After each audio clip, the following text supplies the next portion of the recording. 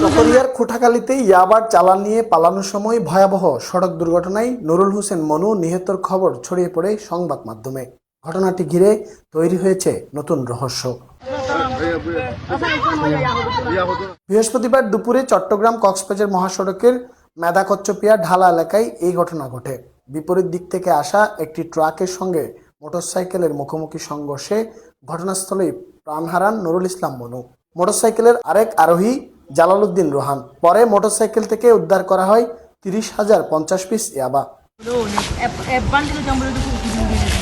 জানা যায় মাদকদ্রব্য নিয়ন্ত্রণ অধিদপ্তর লেখা একটি গাড়ি মোটরসাইকেলটিকে ধাওয়া করলে দুর্ঘটনায় ছিটকে পড়ে ইয়াবার প্যাকেট। এ সময় কিছু লোককে ইয়াবা কোড়াতে দেখা যায়। হাইওয়ে পুলিশ জানায় দুর্ঘটনার পর মোটরসাইকেলে থাকা অপর আরোহী জালালউদ্দিন রোহান পালিয়ে গেছে।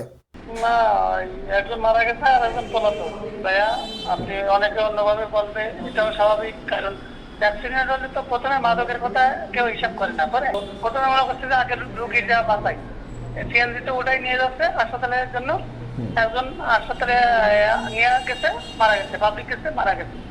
আর একজন সে লোকে তার ভিতরে শয়তানি আছে মনে হয়, এজন্য সে লোকে অন্যভাবে চলে গেছে।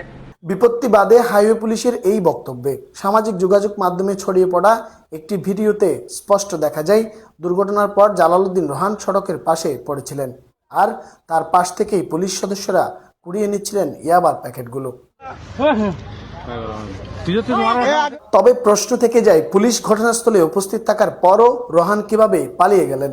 পুরো ঘটনাকে ঘিরে এখনো কাটেনি রহস্য, বরং তৈরি হয়েছে নতুন নানা প্রশ্ন ও আলোচনা।